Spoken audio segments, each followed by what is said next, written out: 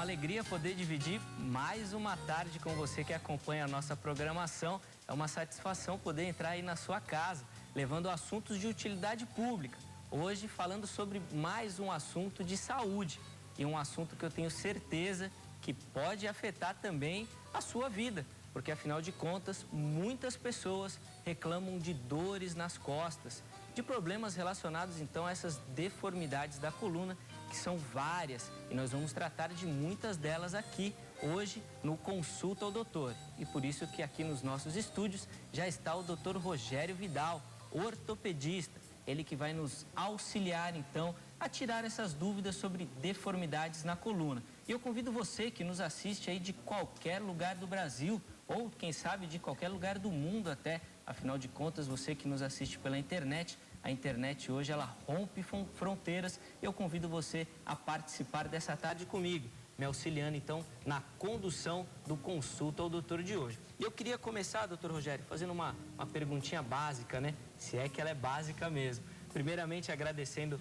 a sua participação aqui hoje, ter aceito o nosso convite, abrir um espacinho ali na sua agenda para vir até aqui. E eu queria que o senhor tentasse responder por que existem tantos problemas nas costas, na coluna principalmente, ainda hoje. Uma ótima tarde. Obrigado, boa tarde, obrigado pelo convite. Na verdade, o homem é o único animal que fica de pé propriamente dito. E aí começa a ter os problemas na coluna, né? É difícil você ver um cachorro com uma hérnia de disco, mas tem, né? Um outro animal com problema, tanto problema na coluna quanto o homem. Basicamente é um problema da postura da pessoa, dessa posição que nós temos, da postura ereta do homem. Por isso que aí a gente acaba tendo essa série de problemas na coluna da gente. Então, tá vendo aí? A primeira explicação já do doutor já esclarece que a postura que gera muito problema e com certeza muitas pessoas na nossa população têm problemas de postura, o que acaba acarretando também problemas na coluna. Então, o meu convite a você para participar dessa tarde aqui conosco, nós vamos então deixar os nossos canais para que você possa enviar a sua pergunta, enviar a sua dúvida e participar nessa tarde aqui conosco. Eu tenho certeza que o Dr. Rogério está pronto para responder a sua dúvida aqui nessa tarde. Então vamos lá. Você pode ligar aqui para o Consulta ao Doutor. O nosso telefone é o 3337-5886. 011-3337-5886. Você liga, eu atendo a sua ligação e você vai fazer a sua pergunta ao vivo aqui para o Dr. Rogério também. Você pode também pelo Facebook mandar a sua pergunta ali através da internet no Facebook do Consulta ao Doutor. Basta que você entre então na sua página do Facebook. Procure ali, então, no buscar a página do Consulta ao Doutor e você já vai ver lá o tema de hoje e já vai poder mandar a sua pergunta para o Dr. Rogério também. E eu tenho certeza que ele já vai responder aqui a sua pergunta. Também através do Twitter, @ConsultaDoutor. Você entra lá no Twitter e pode mandar também a sua pergunta, que será respondida aqui através do e-mail também. E lá no e-mail, além de você mandar a sua pergunta para o tema de hoje, você pode também sugerir outros temas possam ser abordados aqui no nosso programa, no Consulta ao Doutor, consulta@rittv.com.br. Manda sua pergunta ou sugestão de tema, que nós teremos um imenso prazer, então, de tentar esclarecer essa que pode ser a sua dúvida e de muitas outras pessoas também. Temos a nossa rede de fotos, o Instagram, você pode procurar lá, @Consulta ao Doutor, fotos dos bastidores, da produção, do programa. Você pode curtir as nossas fotos, comentá-las também e você será muito bem-vindo a mais essa rede. Todos esses canais estão abertos para que você possa participar e me auxiliar, então, na condução desse Consulta ao Doutor de hoje.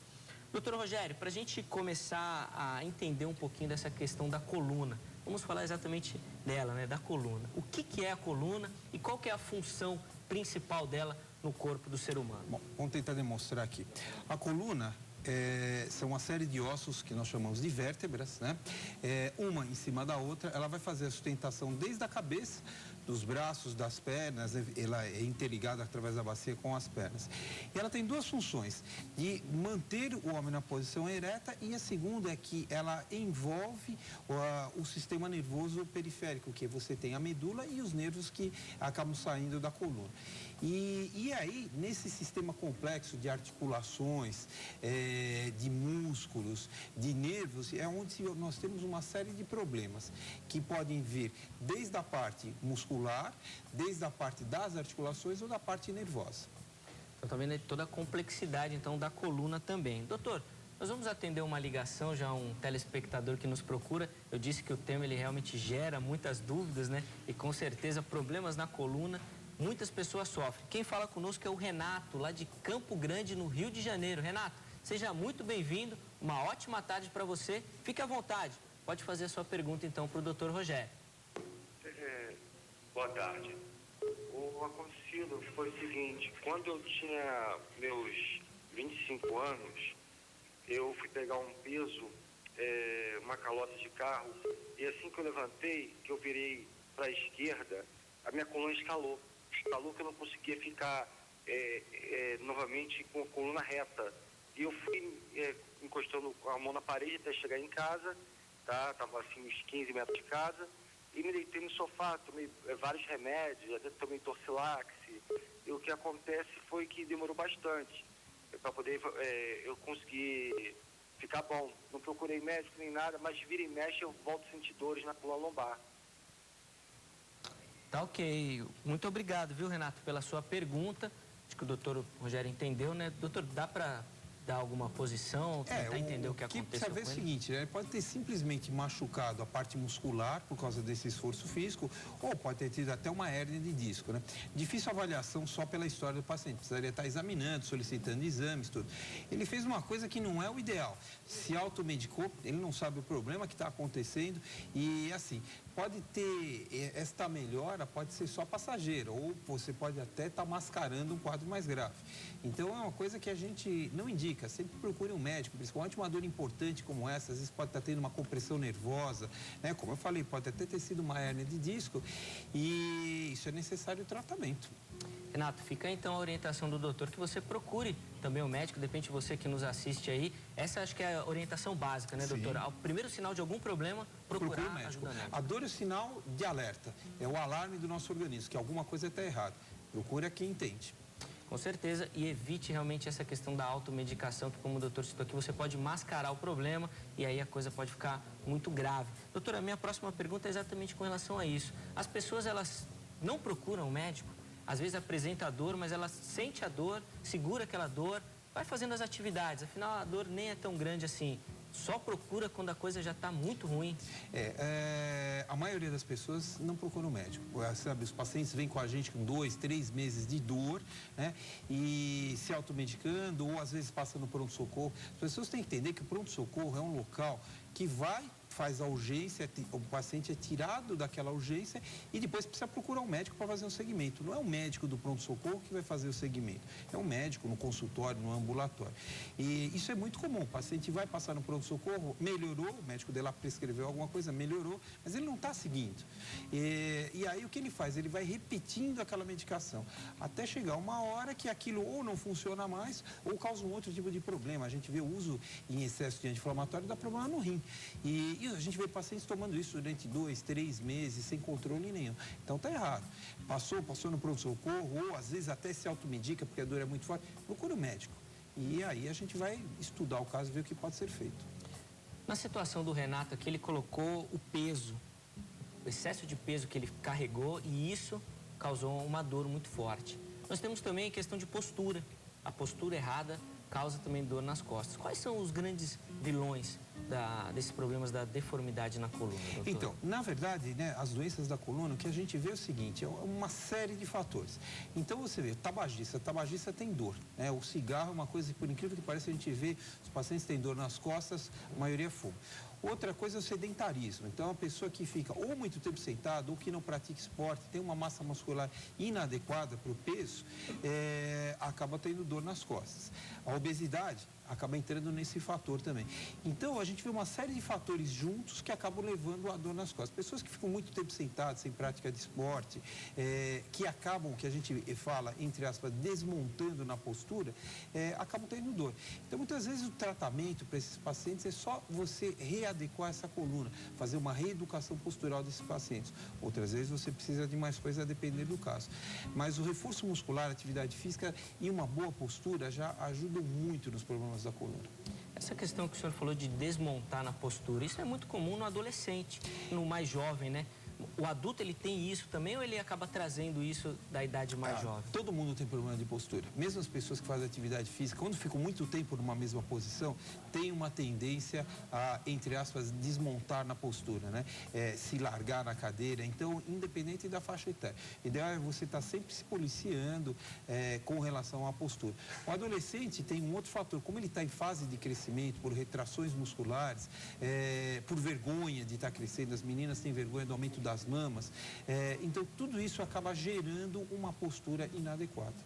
É muito difícil realmente a gente trabalhar com essa questão, porque às vezes o adolescente tem esse problema e os pais não orientam.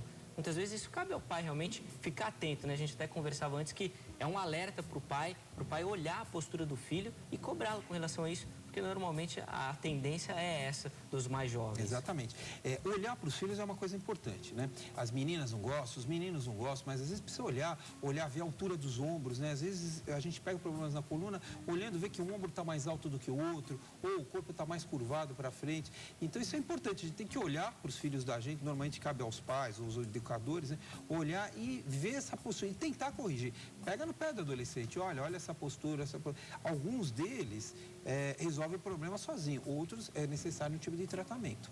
E doutor, com relação aos sinais que o corpo apresenta dessas deformidades, a grande reclamação são de dores. Esse é o primeiro sinal, seria isso? Não é. Por exemplo, no adolescente, a escoliose, a cifoescoliose, né? Que é aquele desvio de lateralidade que a gente vê, a coluna é torta quando a gente olha por trás, são doenças assintomáticas. O paciente não tem dor nenhuma e muitas vezes quem percebe é um professor de educação física, ou às vezes percebe quando vai experimentar uma roupa, porque a roupa não assenta, na verdade não é a roupa que não assenta, é a pessoa que está torta. Então aí que você acaba percebendo, né? Por isso que é importante a gente olhar para o adolescente, olhar para a criança, olhar os filhos da gente. Essa questão de olhar, assim, eu queria até fazer uma pergunta com relação ao diagnóstico mesmo do problema. Normalmente um exame clínico, assim, visual, você já consegue diagnosticar? Quando a gente examina, né? Isso é um outro problema, né? Que é maior. O paciente chega no consultório, tem que ser examinado, né? Então, tem que tirar as meninos não gostam de tirar roupa porque eles têm vergonha, mas tem que tirar, precisa tirar a camisa. Normalmente, você examina o paciente de cueca, a menina de calcinha, sutiã, tudo. Tem que se examinar. Muitas vezes você já identifica. E depois a gente solicita a radiografia, que é um exame simples e que a gente resolve, assim, 90% dos casos. Nesse caso dos adolescentes, por exemplo, que eles começam a apresentar problemas na coluna, sem dor não vai cuidar, vai deixar passar. Na fase adulta, que aparece realmente o problema gravemente, ou ele consegue no meio do caminho consertar? Não, tudo depende, né? A escoliose, né? A cifoescoliose, assim, é uma doença que a gente ainda não sabe exatamente qual é a causa. A gente faz uma série de tratamentos que a gente sabe que o efetivo é só a cirurgia mesmo. Então, o uso de coletes, ou usar ou não o colete, isso ainda é controverso. Então, a gente não sabe. O que a gente tem que fazer é acompanhar esse paciente. E às vezes deformidades simples, elas se autocorrigem durante o crescimento e não trazem nenhum tipo de problema. Às vezes o paciente leva isso até para uma vida adulta, uma vida jovem e tudo. E é necessária a intervenção da gente, às vezes até com algumas cirurgias. Problema na coluna, doutor, acaba afetando outras partes do corpo também? Então, aí vai depender do tipo de problema, né? Então, uma hérnia de disco, por exemplo, que é na coluna, muitas vezes a dor principal é na perna, ou no braço, na mão, né? Então, você às vezes tem uma compressão nervosa dentro ali da coluna e acaba levando a dor em outra posição, né? Como uma alteração neurológica. E aí você atua onde está o problema, na coluna. Doutor, antes o senhor falou da escoliose. Essa é a deformidade mais comum? Que a gente vê nos adolescentes, sim, é o que a gente vê. A cifose, né? Vamos tentar demonstrar. Claro. A cifose é quando a coluna dobra para frente, né? E a escoliose é quando ela dobra de lado, né? Então, o que a gente vê muito é a cifose postural, ou seja, só por uma alteração de postura, não é uma deformidade. Então, às vezes você acaba corrigindo. Isso é o que a gente mais vê nos adolescentes, né? Outras vezes você vê deformidades já estabelecidas, onde já existe até uma alteração na vértebra ou desvios importantes, e aí você precisa atuar de outra forma. A gente está tratando aqui muito dessa questão postural, né, da postura e as deformidades que acabam ocorrendo por conta disso. Acidentes também podem gerar problemas assim na coluna? Podem, às vezes, dependendo do tipo, você tiver uma fratura na coluna, né? Essa coluna pode evoluir com uma deformidade. Então, o que a gente vê, aí você troca a faixa etária e você vê mais no idoso, né? No idoso, mais ainda nas mulheres idosas, por causa do problema da osteoporose, da menopausa, daí você tem uma osteoporose, você tem fraturas nessa coluna, né? Às vezes microfraturas, e o paciente vai curvando. Então é comum a gente ver aquele idoso lá da família da gente, a avózinha, aquela curvada para frente. O que é aquilo? Aquilo são microfraturas, as vértebras elas vão fraturando, vão arranhando, né? E causam essa deformidade. E às vezes é necessário até você trabalhar, isso daí uma reeducação postural, com atividade física, e às vezes você precisa fazer pequenas cirurgias, microcirurgias, para tentar melhorar esse problema. No idoso também é possível trabalhar na questão da postura? Sim, atividade física é para qualquer faixa etária, tá? Até criança, né, você trabalha, você vê os bebês que já nadam, né? E o idoso, a gente recomenda atividade física, sempre uma atividade compatível, né? Mas tem que fazer ginástica. Os idosos que fazem atividade física têm uma qualidade de vida muito melhor, deformidades muito melhor, menos dor, né? O idoso tem dor, acaba tendo muito menos dor. Então, a atividade física é fundamental. O paciente tem que começar a se mexer do dia que ele nasce até o dia que ele morre. Então, mesmo a pessoa já apresentando um quadro de dor, de problema já na coluna, se ela começar a fazer cuidar, uma atividade física, consegue amenizar os... Muito. Às vezes resolve o problema. Se você tiver um problema de postura, um problema muscular, né? O que a gente tem que pensar é o seguinte, o organismo tem que ter um equilíbrio. Então, como que se faz esse equilíbrio? Você tem a parte óssea das articulações, né? Que ela sustenta parte do corpo. E a musculatura? A musculatura você pode trabalhar, você pode desenvolver, hipertrofiar essa musculatura. Quando você tem uma musculatura forte, ela não sobrecarrega tanto as articulações, tanto a parte óssea. E aí você acha esse equilíbrio e dói menos. Então, muitos pacientes, às vezes você pega o paciente, começa a fazer um trabalho físico e esse paciente acaba, depois de um tempo, já não tem mais dor. E aí ele gosta da atividade, ele se sente bem, tem uma outra disposição. Por isso que é importante a atividade física. Muito bom. Essa é só o comecinho do nosso bate-papo aqui, ainda tem muita coisa para a gente conversar sobre essa questão de deformidades na coluna. Doutor, nós vamos atender mais uma ligação. Okay. A Vera, lá de Embu das Artes, aqui de São Paulo, fala conosco. Vera, muito obrigado pela sua ligação, uma ótima tarde. Fique à vontade e pode fazer a sua pergunta para o doutor Rogério. Então, doutor Rogério, assim, eu sei que eu tenho uma hernia de disco na lombar. Eu já descobri isso há mais de 10 anos. E eu venho fazendo um tratamento com o uso de uma medicação e sempre surtiu efeito. Só que agora eu fiz uma ressonância, há coisa de um mês, e houve uma alteração. Então o médico está passando para eu ir fazer uma fisioterapia, e que se não surtir resultado, que é o caso cirúrgico, né? E eu perguntei para ele se a prática da natação se me ajudaria. Ele falou que não. Não mesmo? É difícil a gente dar uma opinião, né, do caso sem estar vendo o caso, né? Cada caso é um caso. O que eu recomendo para os meus pacientes, né? Quando o paciente faz uma atividade física, mesmo que tenha uma hérnia de disco, ele está se sentindo bem, a dor não está piorando, não tem por que ele parar aquela atividade, né? A indicação de uma cirurgia ou não, de uma hérnia de disco, com raras exceções, é a dor do paciente. Às vezes você tem uma alteração neurológica, aí não tem jeito, precisa operar. Mas, muitas vezes, a gente indica a cirurgia por causa da dor. Se o paciente está nadando ou está fazendo outro tipo de atividade física, está se sentindo bem, não está tendo dor, pode fazer atividade. Não existe contraindicação, a não ser em casos específicos, né? Não é porque tem o problema, é que ele não pode fazer atividade física. Às vezes é o contrário, você faz atividade física e segura o problema. Hérnia de disco, se a gente pegar aqui no estúdio mesmo, se fizermos ressonâncias aleatórias, vai ter gente que tem hérnia de disco completamente assintomática, fazendo atividade física ou não fazendo atividade física. Então não é porque tem a hérnia que precisa parar. A hérnia precisa ser tratada quando apresenta dor. Se o paciente está melhorando com a atividade física, não tem por que operar. Agora, também é o contrário. Se você faz, não melhora, indica a cirurgia, porque o paciente também não pode ficar com dor. Realmente, a dor incomoda demais. Muito obrigado, viu, Vera? Espero que a explicação do doutor tenha te ajudado aí a esclarecer um pouco aí da sua dúvida. Um grande abraço aí para o pessoal de Embu das Artes. Doutor, eu queria falar um pouquinho sobre essa questão da hérnia de disco também. Muito comum aparecer? Muito comum. Em toda a faixa etária, a faixa preferencial entre os 20, 45 até os 50 anos, mas até a gente vê crianças, mais raro, mas elas têm adolescentes, né? E mesmo no pessoal com mais idade, também tem hérnia de disco. Aparece muito por quê, doutor? Então, a hérnia de disco, o que a gente costuma falar é o seguinte, é uma fragilidade, por algum motivo, aquele disco saiu fora do lugar. Vamos tentar mostrar aqui. Vamos ver visualmente. O disco visualmente, né? Não sei se eles vão conseguir mostrar aí pra gente. O disco, essa é a estrutura branca que você tem. Vou mostrar aqui no outro, depois a gente volta para esse daqui. Essa estrutura que fica entre uma vértebra e a outra, tá? Aqui atrás a gente vê as estruturas nervosas. O que acontece na hérnia é o seguinte, esse disco ele sai e ele vai aqui para trás, tá?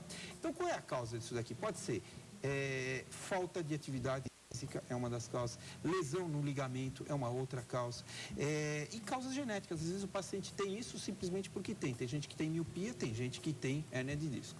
Então é isso que a gente acaba vendo. São questões recorrentes, né? O senhor também citou aí o tabagismo, tem falado muito do sedentarismo. Muito. São assuntos que a gente trata aqui no Consulta ao Doutor mesmo, a gente recebe muitos médicos falando disso. Que a pessoa tem que se mexer, tem que praticar atividade física, não pode ficar parada. Campanhas na mídia das mais diversas, né, possíveis, mas o sedentarismo ainda é o grande vilão. Quem não faz atividade física, é como a gente falou, né? Você vai sobrecarregar as articulações e a parte óssea. Quando você faz atividade física, você distribui isso de uma forma uniforme e não causa dor. Então, por isso que a gente recomenda atividade física. E aí, o problema do sedentário é que ele vem acompanhado do tabagismo e do excesso de peso.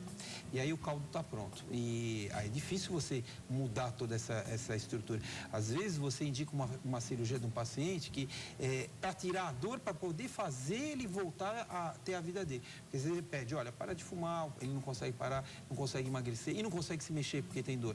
Então é uma situação complicada. Às vezes você começa o tratamento pelo final, com uma cirurgia para poder tentar restituir um pouco de qualidade de vida para ele poder melhorar o resto. Eu queria falar um pouquinho da questão do tratamento também, doutor, mas antes eu queria falar da questão da prevenção. O senhor tem falado muito aqui na sua fala de prevenção. Faz exercício para prevenir, busca melhorar, atividade física e tudo mais. A prevenção é a grande chave para essa questão das deformidades na coluna? Depende da deformidade. Vamos voltar lá para a cifose, para a escoliose, né? Na verdade, a escoliose especificamente, que é a maior deformidade que preocupa, a gente não tem como prevenir. Porque é uma doença que, volto a te falar, apesar de se estudar uma série de causas, a gente não sabe o que causa. Tá? E o que eu te falei, que o único tratamento efetivo realmente para corrigir a deformidade é a cirurgia. Então, o que a gente faz? A prevenção, nesse caso, é observar o adolescente, né? O adolescente, o adulto jovem, a criança, que você tem escoliose em criança também. Então, esta é a prevenção. Quando você troca de faixa, troca de doença, a prevenção normalmente é uma atividade física, uma vida saudável, equilibrada, alimentação boa, equilibrada, né? E a atividade física é fundamental. E o cigarro, que também quem fuma tem dor nas costas, tem uma série de outros problemas, entre eles dor nas costas. Essas questões, então, de deformidades na coluna, é difícil estabelecer um padrão? Não existe um padrão. O que você faz? Você pega uma doença, a gente estabelece um padrão para a doença que você está precisando, tá? E isso que a gente fala, né? De atividade física, peso, essas coisas, isso é para todo mundo, né? E para qualquer tipo de prevenção de qualquer doença. Questão do tratamento, doutor, como é que funciona o tratamento? Vamos falar da escoliose que a gente já está citando aqui, da mais comum, né? Como é que trata mesmo? Então, a gente pega... Sempre? Nem sempre é cirúrgico. O que acontece é o seguinte, então, fez o diagnóstico, né? O professor de educação física viu, a mãe, o pai viu, alguém viu, leva a criança, tem aquela coluna um pouquinho torta. Então, você vai lá no consultório, examina, aí você faz uma radiografia, né? Pega uma radiografia, pega a coluna de ponta inteira, né? Que é um raio-x panorâmico que a gente faz. E aí a gente mensura isso daí, tem como medir. Então, o que a gente faz? De 0 até 20 graus, não se faz absolutamente nada. De 20 a 40 graus, a gente põe o colete. E a partir disso, a gente põe a cirurgia. Agora, se você pensar 40 graus de deformidade numa criança, é bastante, né? Só que aí tem outros fatores para a gente ver. Então, tem a fase do crescimento. No caso das meninas, se já menstruou, se não menstruou, potencial de crescimento. Escoliose, quando a gente faz o diagnóstico em faixa etária muito baixa, ela vai piorar muito. Quando é mais alta, ela vai piorar menos. Então, o tratamento é isso. E a atividade física sempre cursa nesse meio. Não é que a atividade física vai corrigir o problema. É que quando você tem uma musculatura melhor, o paciente responde melhor ao tratamento. E é isso. Quando a gente fala em escoliose, em deformidades, e pensar em correção da deformidade, é uma cirurgia. Mas aí você precisa avaliar o quanto tem de deformidade, quanto esta deformidade vai te prejudicar. Até 40 graus é uma coisa bem aceitável, todo mundo vive muito bem com isso, sem problema nenhum. A partir disso, a gente começa a pensar em cirurgia.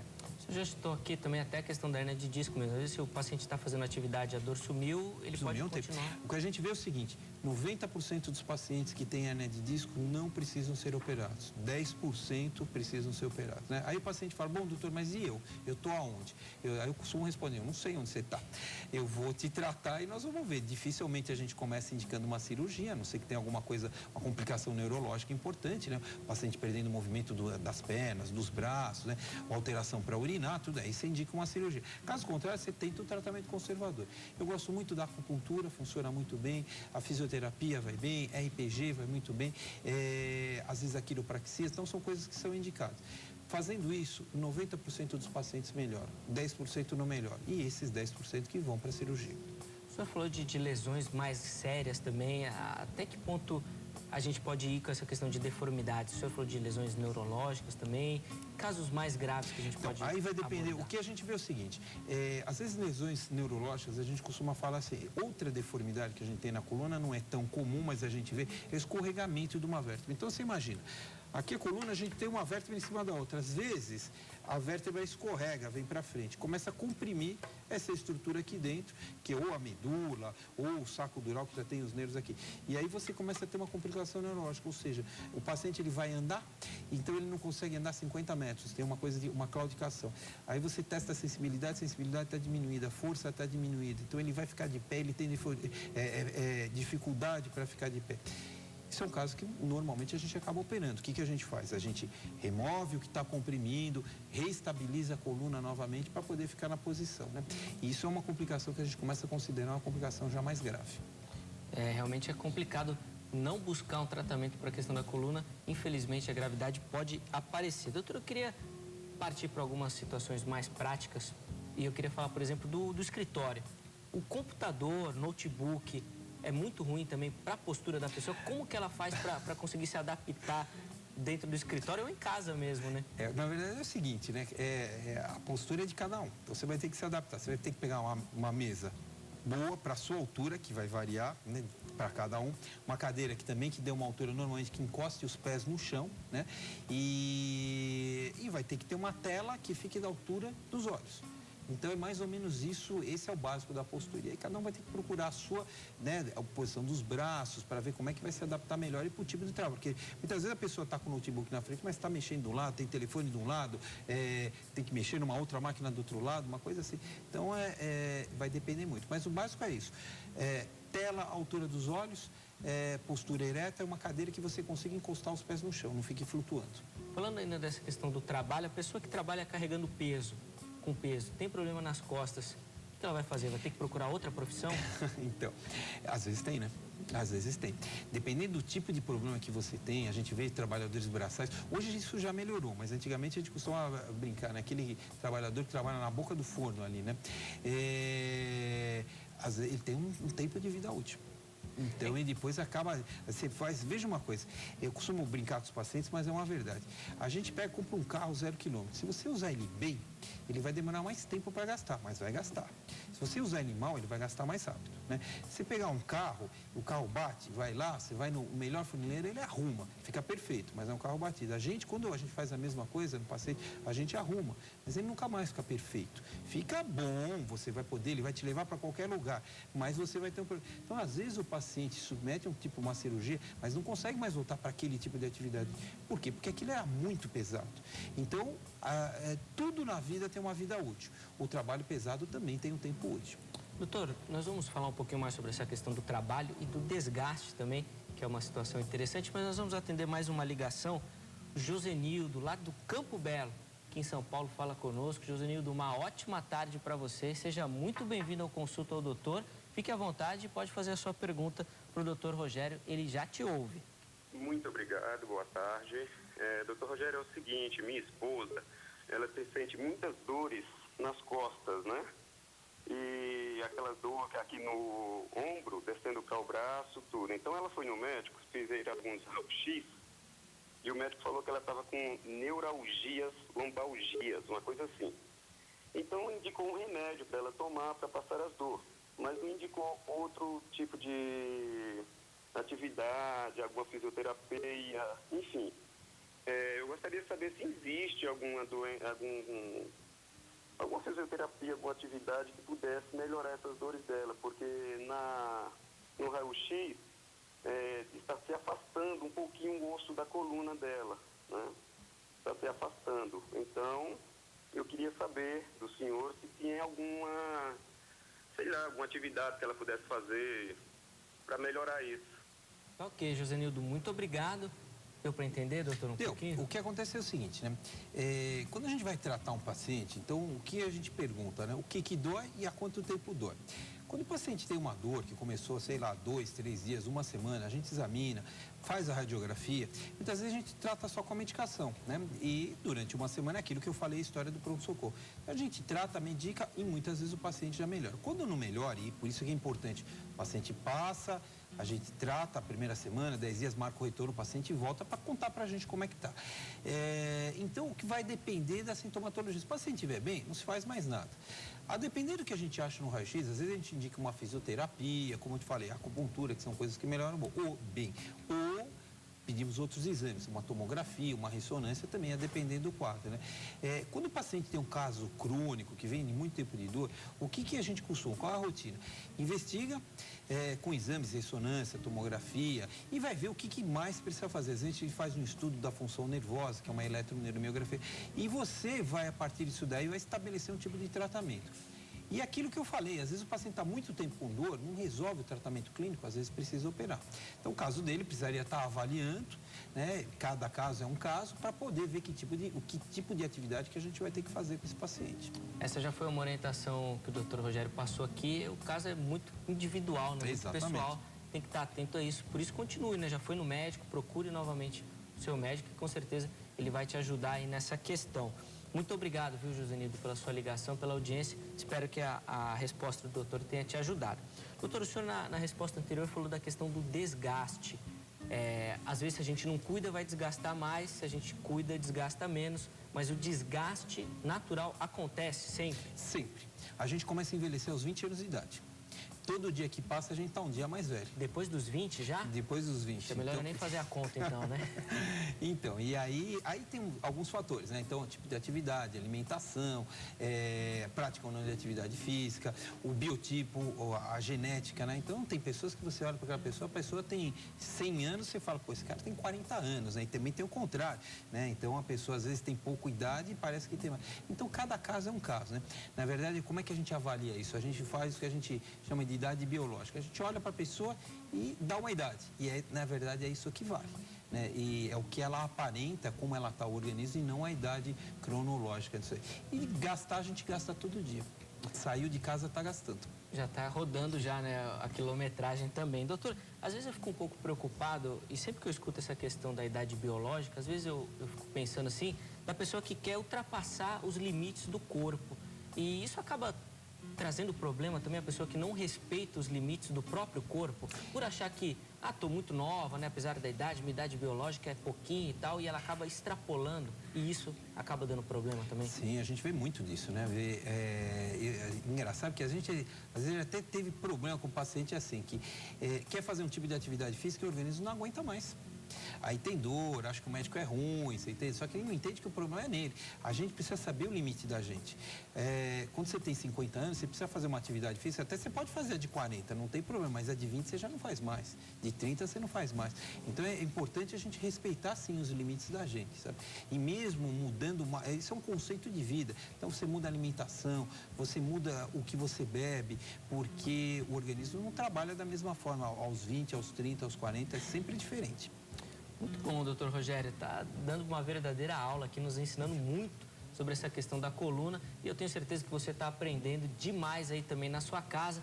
E tenho certeza que você está gostando muito do nosso programa. Pode ficar tranquilo, o Consulta ao Doutor ainda não acabou. Nós vamos fazer só uma rápida pausa aqui na conversa. Nós vamos chamar um intervalo, mas na sequência, o doutor Rogério Vidal vai continuar respondendo a sua pergunta. Por isso, participe. Ainda dá tempo de ter a sua dúvida respondida no Consulta ao Doutor de hoje. O intervalo é bem rapidinho. A gente vai, mas daqui a pouquinho a gente já está de volta. Estamos de volta com o Consulta ao Doutor. Eu falei que ia ser bem rapidinho mesmo e nós já voltamos para o nosso segundo bloco, falando hoje sobre deformidades na coluna, recebendo aqui nos nossos estúdios o Dr. Rogério Vidal. Ele é ortopedista e tem nos ajudado aqui a esclarecer muito sobre essas questões da deformidade na coluna. E eu quero reforçar o convite a você a participar então do Consulta ao Doutor de hoje. Nós já atendemos algumas ligações, a nossa produção também já recebeu algumas ligações. Eu quero atender o seu telefonema para poder tirar a sua dúvida aqui também nessa tarde. Nosso telefone é o 3337-5886.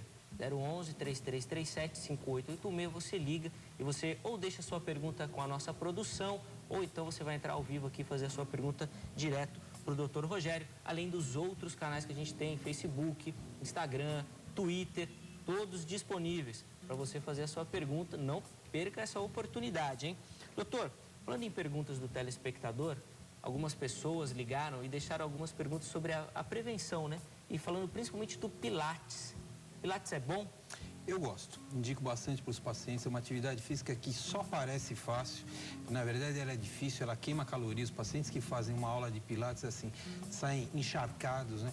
E eu gosto de usar muito para reabilitação pós-operatória. Então, os pacientes acabam, submetem à cirurgia e depois a gente reabilita com Pilates. É uma coisa que funciona muito bem. Quando bem feito, a gente tem uma melhora muito importante dos pacientes. Pilates vai muito nessa linha que a gente já conversava da prevenção, que pelo aquilo que o senhor tem falado aqui, é a grande chave da questão. Exatamente. Mesmo, né? De olhar desde o início para cuidar, para não deixar o problema se agravar realmente. Por falar em se agravar o problema, eu queria tratar de um assunto aqui que eu sei que é sempre um pouquinho polêmico, mas nessas últimas semanas foi tratado no Senado Federal de uma nova legislação que quer limitar o peso das mochilas do ensino fundamental e do ensino médio. O que o senhor acha disso, doutor? Precisa ter cuidado com o peso da mochila? Essa é a primeira pergunta. Precisa, com certeza, né? As crianças não podem, aliás, ninguém, né? Mas principalmente as crianças não podem carregar um excesso de peso nas costas. E depois, a segunda pergunta, como é que nós vamos fazer para controlar o peso dessas mochilas? Como é que o Senado vai investigar isso, Eu não doutor? sei, né, se eles inventarem alguma taxa para a gente pagar. Mas eu não sei como é que vai ser controlado. Na verdade, isso tem que ser. A gente fala a princípio de 10% do peso corporal. Eu peço até para os pais menos do que isso, porque não pode deixar a criança carregar peso.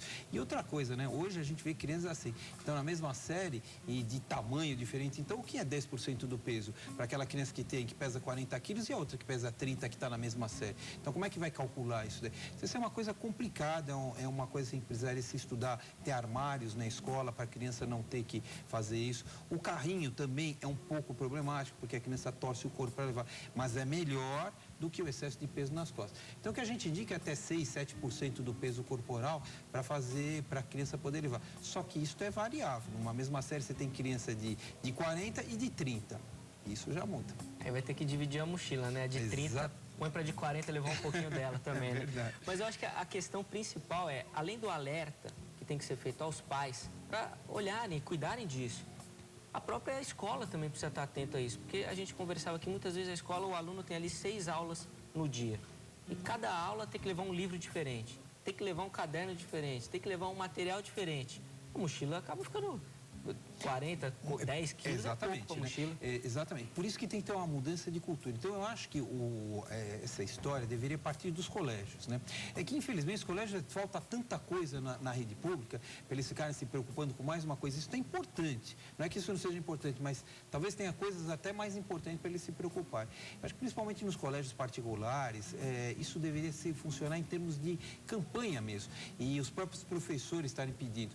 Uma grande vantagem hoje é que, assim, muitas crianças levam os tablets e isso já funciona como livro. Então, na verdade, isso não pesa nem 1 quilo, né? E então, é uma coisa que acaba funcionando, acaba melhorando.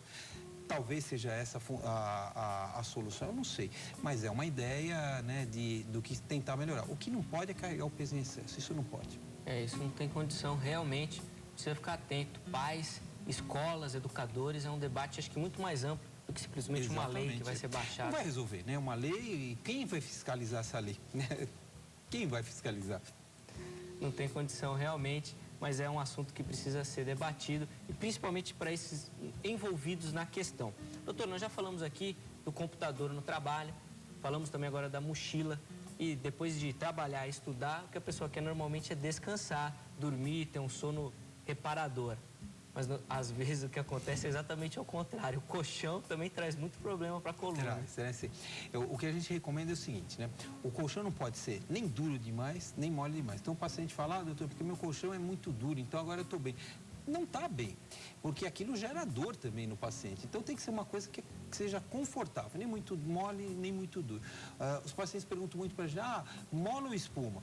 De boa qualidade, não interessa. A mola dura mais do que a espuma. Então é a única diferença que tem, mas não tem uma diferença fundamental. Você vai pagar menos num, mais no outro, mas é basicamente a mesma coisa. Outra coisa que se fala muito é da postura para dormir. Isso é muito bonito, então o ideal é dormir de lado, com o travesseiro entre as pernas, o travesseiro da altura do ombro, tudo isso. E depois que a gente dorme, quem é que lembra? Não é verdade? Aí você dorme, tem gente que dorme de uma posição, vai acordar no lugar da cabeça onde estava o pé, e assim vai. Então não tem jeito, né? Às vezes não tem jeito, então você precisa botar... proteger a posição para ele não se virar tanto. Mas na maioria dos casos, se você tenta orienta o colchão, um travesseiro com uma altura boa, e é o máximo que você consegue fazer.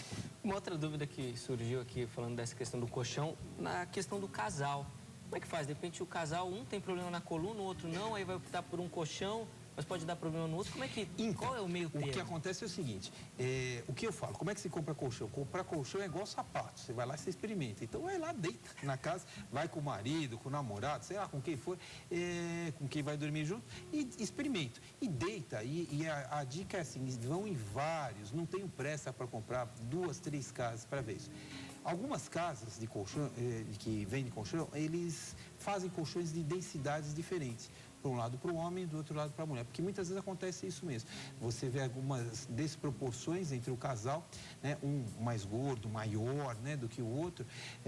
Então você pode fazer colchões de densidades diferentes para ficar confortável para os dois. Muito bom. Então não tem desculpa não, né? Dá para procurar o colchão e fazer. Tem tempo de validade, hein? Normalmente colchão de espuma dura em torno de 4 anos, ou de mola de 7 a 8 anos. Depois disso precisa trocar.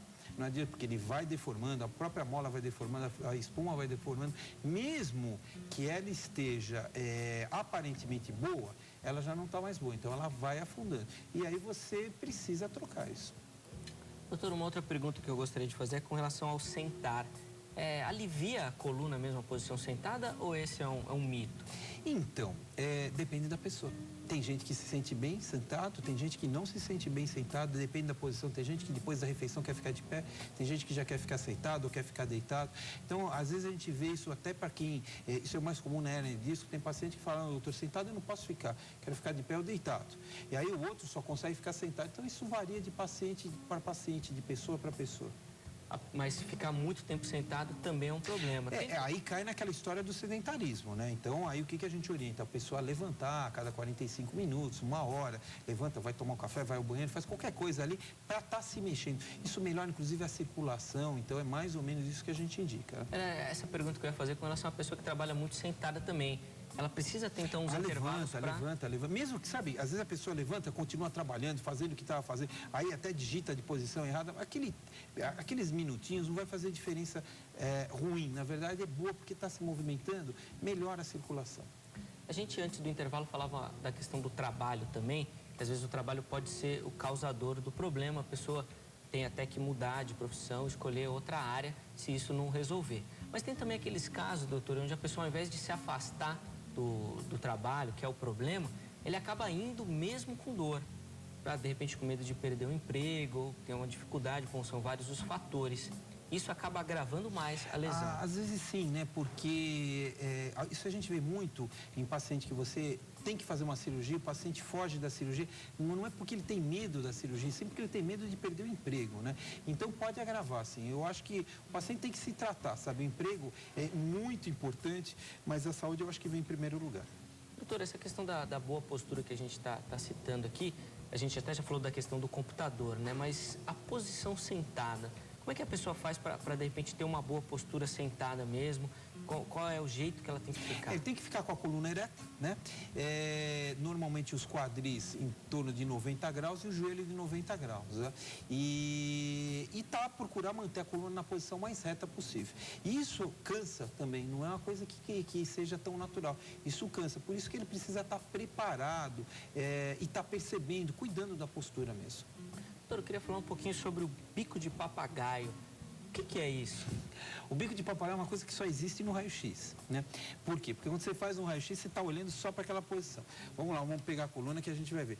Quando o organismo ele desgasta, o que ele faz? Esta superfície óssea, ela alarga. Para quê? Para aumentar a estabilidade, porque o disco gastou, então isso aumenta de tamanho. Então, o que indica o bico de papagaio? Que é uma pontinha que a gente vê aqui na frente ou atrás, indica que aquilo está gasto. Então, qual é a repercussão clínica? Na verdade, isso chama osteófito, né? O nome técnico, e é um desgaste que você está tendo naquela articulação, que pode acontecer em qualquer articulação. Nós estamos falando da coluna, mas é muito comum no joelho, no tornozelo, nos quadris, então na mão, né? Então isso acontece em qualquer lugar. Aparece muito também? Aparece em qualquer lugar do organismo, né? Onde você tem articulação, você pode ter um osteófito, bico de papagaio. Articulações de carga, coluna, quadril, joelho, essas você tem mais porque elas são mais solicitadas. Então desgastam mais rápido, mas qualquer articulação pode ter. A reclamação normalmente é de muita dor também, acaba limitando. Você acaba tendo dor, limitação de movimento, né? Então você vê pessoas, né? A gente estava comentando que quem fica muito tempo sentado. Na verdade, o maior problema de quem fica muito tempo sentado não é do escritório, é o motorista. Esse é o que tem mais dor nas costas. Por quê? Porque ele tem uma postura ruim, está movimentando as pernas muitas vezes de uma forma inadequada, uma posição ruim para dirigir, porque ele não tem mais conforto. Então, é isso que acaba gerando, né? Uma postura inadequada, gera dor, gera desgaste, obesidade, porque fica muito tempo parado.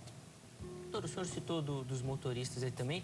Que outras profissões, de repente, que aparecem mais assim, ou não tem Não tem. Hoje em dia a gente não tem. Hoje, como existe, entre aspas, uma cultura física, isso é muito bom do corpo. Então as pessoas, bem ou mal, procuram se cuidar, né? Então você não vê mais específico. Você vê de acordo com o nível social, você vê mais um tipo de doença, outro tipo de doença, né? Hoje um problema do brasileiro é a obesidade, né? Então você acaba vendo essas pessoas que com um nível social um pouco mais baixo, que não têm acesso a uma educação alimentar, que estão obesas, então você vê um tipo de desgaste. Aí você vê uma pessoa com um nível um pouco melhor, sociocultural, que está esforçando demais, ou por causa do trabalho, ou porque faz atividade física. Então hoje você não vê mais, você divide por nichos sociais, na verdade. A gente falava agora há pouco da questão da mochila, que fica difícil fiscalizar. Essa questão, muitas vezes, do sedentarismo também, você não tem como fiscalizar, é o indivíduo mesmo. A gente que se fiscaliza, né? Que tem que tomar cuidado com a nossa postura, tá sempre vendo. No caso das crianças, a gente pega as crianças e fala, né? Da postura, mas é uma fiscalização ou de quem está perto ou da gente mesmo.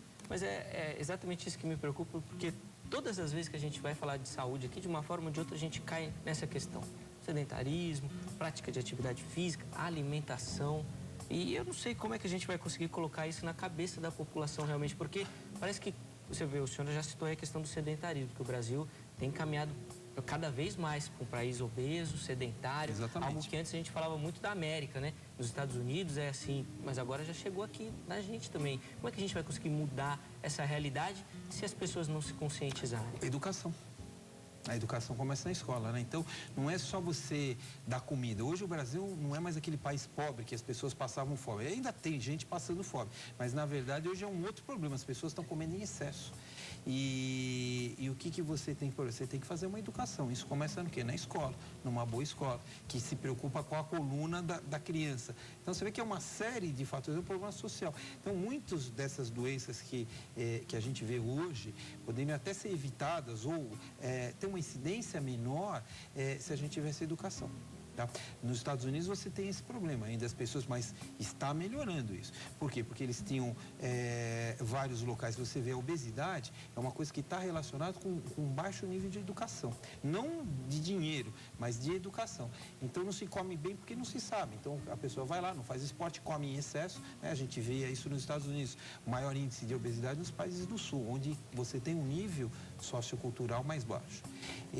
Então acaba gerando um problema muito maior do que a gente vê. Doutor, nós já citamos alguns casos aqui, falamos de algumas deformidades. Eu queria falar um pouquinho da hiperlordose. O que seria isso? A hiperlordose é assim, né? É um aumento, vamos lá, coluna cervical, torácica, lombar aqui, né? Então, o que você tem em hiperlordose? A coluna da gente, ela tem duas curvas, né? Duas lordoses, na verdade. A lordose lombar e aqui deveria ter uma lordose cervical, não tem. E a hiperlordose é um aumento dessa curvatura. Então, o que acontece? Você vê o que no Brasil é a mulher que tem o bumbum maior, mais arrebitado, que é mais ou menos o padrão da mulher brasileira, né? Então, isso é hiperlordose. Normalmente não causa problema nenhum. Algumas mulheres têm dor, mas normalmente não acaba causando problema nenhum. E isto é mais ou menos um padrão da mulher brasileira. É engraçado isso, né? Realmente já ter esse padrão e não dá nenhum problema e não buscar nenhuma solução, nenhum tipo de problema, não ter uma causa. Assim, inclusive é uma coisa que é apreciado, né? O brasileiro gosta. Realmente, essas questões da coluna são engraçadas quando a gente chega nessa questão que muitas vezes alguns fogem, né? Outros Sim. acabam tendo, e é assim mesmo. Doutor, eu queria falar um pouquinho também da questão do trabalho ainda, tá? Falando da dificuldade que as pessoas têm de se afastar do trabalho por conta dessa doença, dá problema nas costas, aliás. Ainda tem muito afastamento ou isso tem diminuído com uma preocupação até das empresas em tratarem os funcionários, em darem tempo de descanso, aquele momento que a pessoa vai levantar? A própria empresa tem se preocupado com a saúde do funcionário? O senhor tem percebido isso? Então, o que acontece é o seguinte, algumas empresas realmente se preocupam, montam centros de treinamento, fazem a tal ginástica laboral. Então, tem empresas que se preocupam e tem outras que não se preocupam, sabe? Então, isso depende, precisaria de uma consciência melhor do empresário para fazer isso daí. Então, é assim. Mas hoje em dia, né, o padrão do brasileiro, como a gente tá, é o país, apesar de tudo, a gente vem melhorando. O brasileiro, assim como o europeu, como o americano, não quer mais sentir dor. Então, essa história, eu tô com dor, eu vou me tratar. Ele vai se tratar, precisa fazer uma cirurgia. Então, hoje você vê mais do que no passado. Por incrível que pareça. Mas o problema é por quê? Porque as pessoas não querem mais ter dor, querem ter qualidade de vida. Então, as pessoas hoje falam assim, doutor, essa dor muda, eu não estou tendo qualidade de vida, porque essa dor tirou a minha qualidade de vida. Então, são coisas, são um palavreado que a gente não via há 10, 15 anos atrás. E hoje as pessoas se preocupam, o que é muito bom, né? Mas, por um lado, se você for pensar na questão trabalhista, gera afastamento, sim, do trabalho.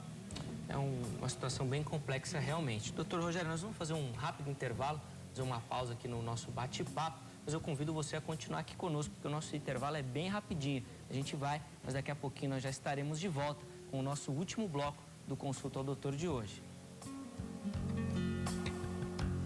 O Consulta ao Doutor já está de volta, o nosso intervalo foi bem rapidinho mesmo, e nós iremos começar então o nosso último bloco do programa de hoje. Mas ainda dá tempo de ter a sua dúvida respondida. Estamos falando de deformidades na coluna. Demos um verdadeiro passeio aí por essa parte do corpo. O Dr. Rogério Vidal, que está aqui nos nossos estúdios, ele é ortopedista e tem nos auxiliado, então, a tratar, então, as nossas dúvidas sobre essa questão da deformidade na coluna. Você pode ainda mandar a sua pergunta que o doutor vai tentar responder aqui. Falar em pergunta do telespectador, doutor, a Miriam, aqui de São Paulo, ela ligou e deixou uma pergunta com a nossa produção. Ela falou que ela fez uma esterectomia e depois da cirurgia ela começou a apresentar dor nas costas e na perna. Ela quer saber se essas dores têm alguma relação com a cirurgia ou o que pode ter acontecido. A esterectomia, a retirada do útero, né? Precisa ver primeiro qual foi a causa, por que ela retirou.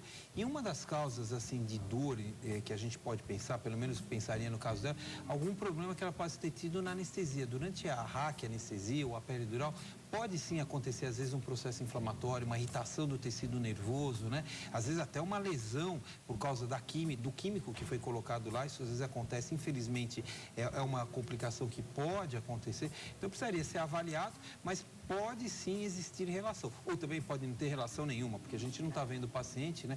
Mas se perguntar se pode existir sim uma relação. Lembrando que a gente tenta ajudar, mas procurar um médico é fundamental. Fundamental. Não fique só, de repente, pensando que aquilo que a gente fala vai acontecer, você precisa procurar o seu médico também para saber. Doutor, antes do intervalo, nós estávamos falando da dor, daqueles profissionais que, mesmo com dor, vão trabalhar, e o senhor comentou que o brasileiro tem buscado mais a solução da dor porque não quer viver com dor, quer ter uma qualidade de vida melhor e que muitas vezes essa dor tira. Mas eu queria lembrar que na primeira pergunta que a gente recebeu aqui hoje, do Renato, lá de Campo Grande, ele falou que ele apresentou dor nas costas e se medicou. Será que a pessoa não querer sentir dor não tem muita relação com isso da pessoa também se automedicar? E aí o senhor já comentou que o problema às vezes fica muito pior. A automedicação a gente não deve fazer, né? Porque mesmo o paciente no consultório, às vezes a gente não chega a um diagnóstico. Isso, a gente foi treinado para fazer diagnóstico. Então, a gente pode estar falando de um problema de dor nas costas, pode ser um problema na coluna, pode ser um cálculo renal, pode ser até um aneurisma, né, que é uma complicação vascular muito grave, pode ser um problema intestinal. Então, tem que procurar o médico, sabe? A automedicação é assim, vai no pronto-socorro, tá com dor, uma dor importante, vai no pronto-socorro. E aí, de lá, ele vai te encaminhar e você vai fazer o segmento. Muito importante que você não tente solucionar o problema sozinho, que você procure orientação médica, é o que a gente fala todas as vezes aqui. Por isso, essa é a principal dica, procure orientação. Doutor, antes nós falávamos também das mulheres, né? E eu queria falar um pouquinho sobre o salto alto. É um problema também? Depende da especialidade. Dentro da ortopedia, né, a ortopedia é dividida em todas as especialidades. Então, tem o especialista em coluna, que é o caso da gente, especialista em pé, em joelho, em quadril. Por que tem isso? Porque quanto mais você especializa, se produz profissionais melhor atendimento para o paciente. Então, o que acontece é o seguinte, para a gente da coluna, né, o salto alto não é um grande problema. É claro que você não pode deixar a mulher usar o salto alto o dia inteiro, todos os dias, aquele salto fino, vai gerar dor, mas não necessariamente é um problema. A gente até recomenda um saltinho que não seja muito alto, porque isso acaba relaxando a musculatura e causa menos dor para o paciente se sente melhor, né? Então o salto alto em si não é um problema. Você tem que buscar um equilíbrio. O que a gente vê é o seguinte, eu tenho algumas pacientes que falam, doutor, quando eu estou de salto alto eu me sinto bem, quando eu estou com salto baixo eu me sinto pior. Por quê? Porque já tem uma retração muscular, então isso precisa ser treinado também para não acontecer isso. Agora, o que a gente fala, a rasteirinha, por exemplo, gera muito mais dor nas costas e no pé do que um salto alto. Então, se tiver que contraindicar alguma coisa, eu contraindicaria a rasteirinha e não o salto alto. Uma opinião realmente diferente. Mas é assim que funciona. É muito bom, porque às vezes até a pessoa já tem algo preparado e é questão que aquilo que a gente já falava antes, né? Individual realmente essa questão, né? Cada pessoa vai apresentar um resultado, até o tratamento também. Cada um responde de uma forma, por isso que existem várias formas de tratamento, né? Para a mesma coisa, né? Com relação ao sapato a gente vê, né? Experimenta ficar um dia inteiro com um chinelo para ver como é que dá dor no pé. Não é uma coisa, e não só no pé, depois você acaba tendo dor nas costas, então é uma coisa assim que precisa se pensar. Na verdade, tudo é o equilíbrio, né? Doutor, o senhor com a sua experiência, com seus pacientes que o senhor atende no seu consultório diariamente, o senhor ainda acha que essa questão da coluna ainda assusta muito as pessoas? Muito. Existe muito preconceito com relação à cirurgia de coluna. Já tive pacientes assim, que tive um paciente durante muitos anos, ele precisava de uma cirurgia, estava muito ruim e ele não operava. E aí ele estava no INSS, ele toda vez era uma briga, porque o médico do INSS queria dar alta para ele não tinha condição de trabalhar, mas ele morria de medo. Então, é uma coisa que tem que ser respeitada. Existe ainda muito preconceito. Hoje, a cirurgia de coluna, quando bem realizada, procure, né, saber do profissional que vai fazer, a experiência, quantos casos, converse com outros pacientes com que o médico operou. Normalmente, os pacientes devem evoluir de uma forma satisfatória. Cirurgia de coluna, a gente vê isso evoluindo bem, o paciente opera hoje, amanhã já tem que estar andando. A não ser que tenha algum outro tipo de problema, mas é rápida, a reabilitação é muito rápida, mas tem que ser bem indicado. Não é a primeira escolha de tratamento. Normalmente, a gente reserva a cirurgia para aqueles casos que falharam. Então, tem uma série de coisas. Mas se tiver que fazer, não é desesperador, não vai morrer, não vai ficar aleijado, ou a chance disso acontecer é muito pequena. Pode acontecer, mas é muito pequena, quando bem realizado. Esse preconceito vem ainda de tratamentos antigos. O senhor falou da cirurgia que a pessoa, quando bem realizada, faz e já tem que sair andando. Mas isso antigamente também era assim? Ou o preconceito que a pessoa traz já vem de questões passadas? Vem, e eu vou te falar, eu estou formado há quase 25 anos. Quando eu acabei a faculdade de medicina e quando comecei a me especializar na área, a gente tinha uma realidade, hoje a gente tem outra. A tecnologia evoluiu muito, antigamente o paciente operava, ficava 15 dias de cama e depois ganhava um gesso por 9 meses. Hoje você opera o paciente no dia seguinte também. Então a coisa evoluiu de uma forma muito boa, muito grande, muito favorável, né, para os pacientes. Infelizmente o custo também é muito alto de disso daí, né? Porque custa caro, né? Mas é assim, antigamente você pensar em operar um paciente de 60 anos na coluna, era quase você condenar esse paciente a morrer. Hoje, você opera o paciente de 80, 85 anos e andando tudo bem, e normalmente corre bem, o paciente está andando no dia seguinte. O senhor falou da questão do custo, doutor. Como é que funciona essa questão? O governo também oferece? A pessoa consegue ter essa cirurgia também acessível? Consegue. O problema do governo é o seguinte, né? Tem muita demora, tem muita fila de espera, né? Infelizmente, em alguns hospitais públicos, para você ter uma cirurgia, você leva 5 anos. Então, isso, 5 anos é um prazo inadmissível. É o tempo de você... E o paciente vai para a cadeira de roda. Dependendo da deformidade, do problema que você tiver, você tem uma compressão nervosa tal que aquilo é irrecuperável com uma cirurgia de tanto tempo. Os convênios, as medicinas de grupos, né? Eles pagam, brigam, mas acabam pagando. E oferecem, muitos convênios oferecem muita coisa boa, né? Existem alguns convênios que pressionam os médicos até para usar material de baixa qualidade. Se a gente vê isso, existe também, né? E vários profissionais não aceitam isso. Infelizmente, alguns aceitam. Mas o custo é alto, mas uma boa parte da população acaba recebendo isso daí. Mas o custo é alto, não é barato.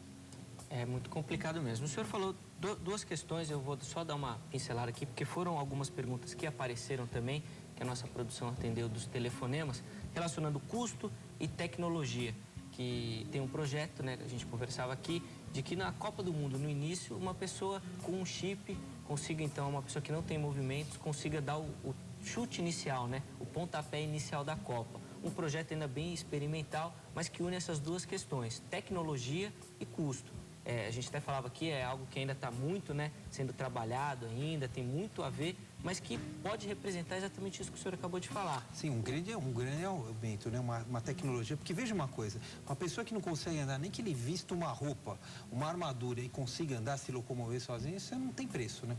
Na verdade, não tem preço. E gasta-se muito dinheiro, né, com pesquisa, e tem que gastar, e essa pesquisa tem que ser patrocinada por alguém, e muitas vezes esse patrocinador, ele quer lucro também. Então, aquilo tem que custar caro, porque ele tem que... O que ele investiu, ele tem que ter de volta, né? Então, é uma coisa complexa, né? Que a gente tem que pensar. Mas agora, se a gente se colocar no lugar daquela pessoa que não anda e de repente ele tem uma esperança de andar, isso é maravilhoso.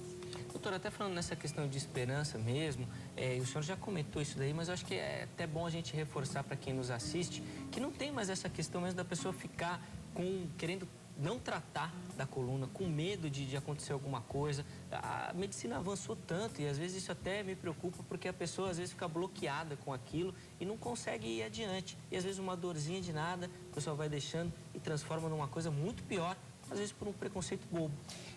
Alguns pacientes falam pra gente assim, não, doutor, eu não quero operar porque eu convivo bem com a dor. Como é que alguém pode conviver bem com a dor? Você entende? Então, é meio que inadmissível, né, uma coisa dessa. Mas você também não pode obrigar o paciente a se operar. Se ele não quer, o que a gente vai fazer? Você tem que pegar, tratar ele da melhor maneira, mas ele precisa aceitar o tipo de tratamento que você tem para oferecer para ele, né? E você tem que aceitar o que ele quer também, né? Então, muitas vezes o que a gente vê isso na parte de cirurgia de coluna, né? Você vê os homens, que são os que têm mais medo do que as mulheres, né? E eles aguentam até um certo ponto, depois eles vêm no consultório e pedem para a gente operar. Então, é engraçado aquele paciente, você vê que ele está morrendo de dor e ele fala, não, doutor, eu melhorei.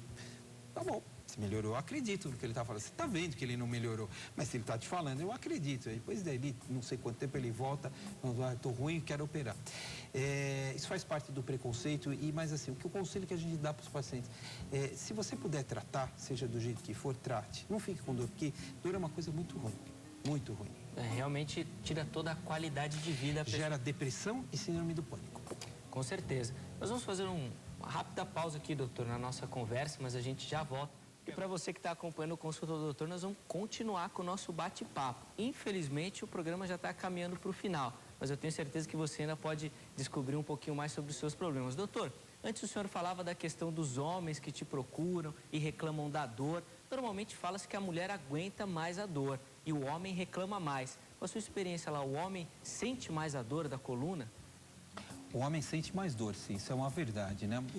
Quando a gente vê a natureza, a mulher está preparada para ter mais dor do que a gente. Por que acontece? A mulher tem o mecanismo do parto, dá à luz, acaba sofrendo. Então, a sensibilidade para a dor da mulher é maior que o homem, ou seja, o homem sente mais dor do que a mulher.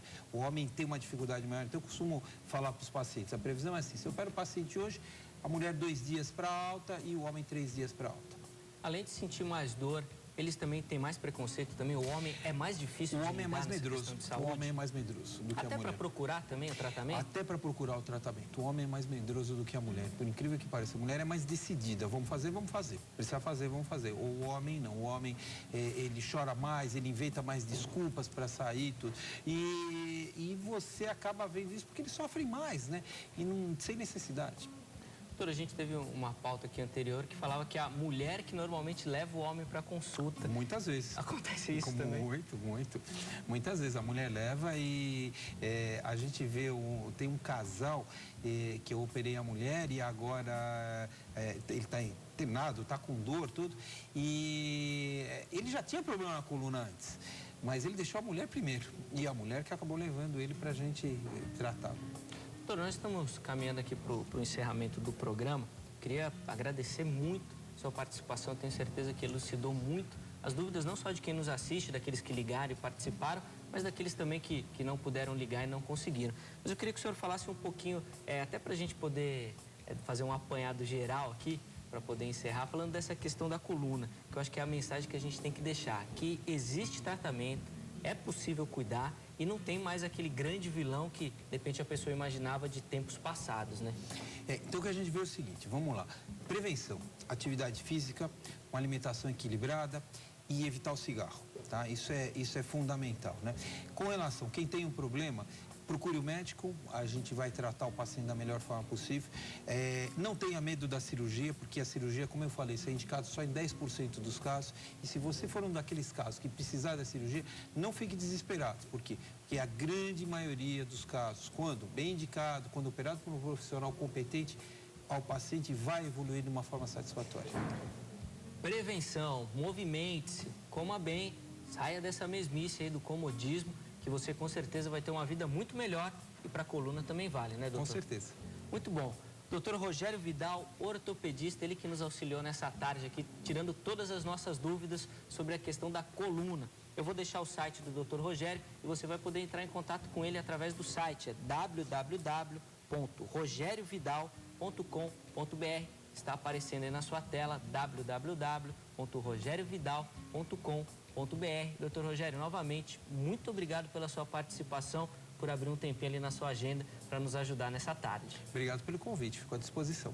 Muito obrigado. Eu agradeço a você também que nos auxiliou nessa tarde na condução do programa, mandando a sua pergunta para o doutor Rogério também. Eu queria fazer um agradecimento especial hoje à Adriana da Umen, que me ajudou aqui com a roupa que eu estou usando hoje. Lá no meu Facebook, pessoal, você vai poder ver lá o endereço e o telefone da Adriana. Ela também vai poder te auxiliar se você está querendo uma camisa bem bonita também para você. E eu quero agradecer a todos que nos assistem nessa tarde. Amanhã o Consulta ao Doutor estará de volta com a apresentação da minha amiga e querida Denise Luque. E na segunda-feira eu estarei aqui de novo com você e eu quero dividir a tarde com você. Muito obrigado, um ótimo feriado, um bom final de semana e até segunda-feira. Até lá!